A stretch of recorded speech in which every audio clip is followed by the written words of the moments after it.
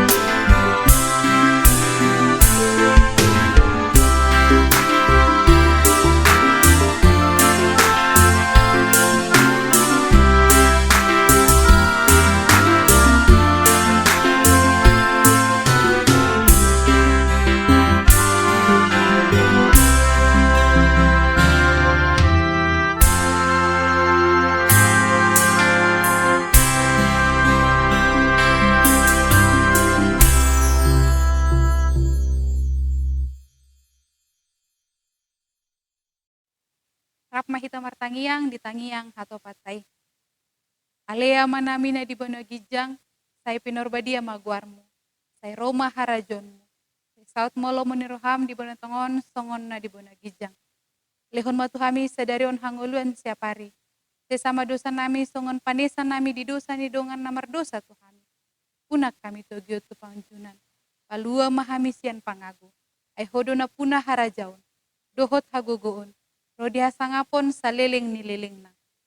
Amen.